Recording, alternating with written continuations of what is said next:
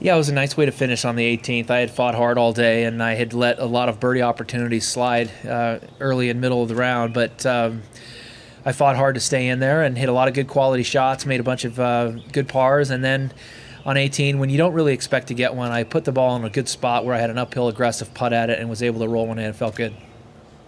You had a bunch of edges that you just missed putts. Is that confidence leading into the weekend, or are you upset about it?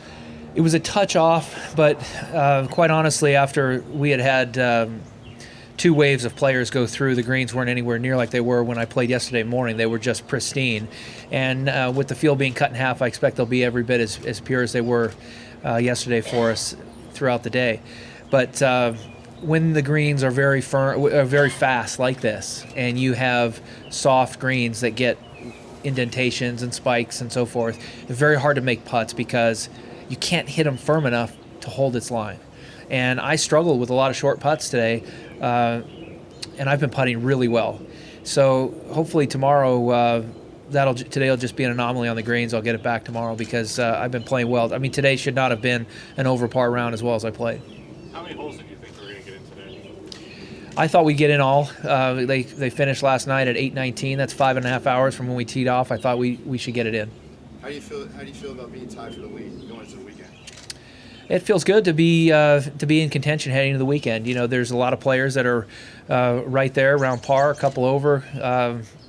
I think this golf course provides a chance to shoot a low round, even though not many players have done it, and it's difficult. If you play good golf, there's a lot of birdie holes where you can make birdies and shoot mid-60s round, but you've got to play exceptionally well because the hard holes are very tough pars. And this is a course that, I mean, almost impossible to see somebody running away with it. I mean, do you expect a dogfight right to the end? I do, yeah.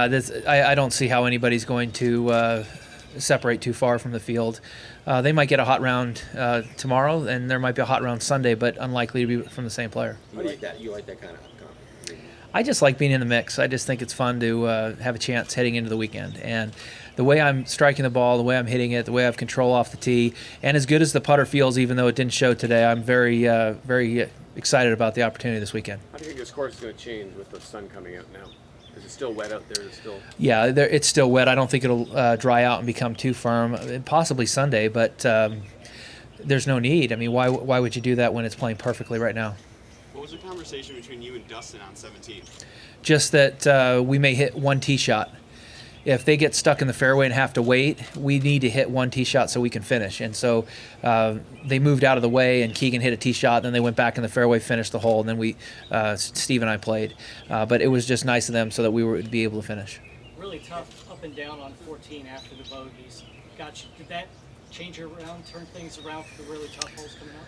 It was a good par. I mean, 14 was a good par because I actually hit what I thought was a good shot in there, and throughout every hole at Merion, you're just fighting for par, and then there's some birdie opportunities. And 14 is not one of those birdie opportunities. So it was a good par there. It was a good par on 15, and 16 and 17, and even 18. I'm just trying to make par, and I was fortunate to get one in. The birdie holes are a little bit earlier.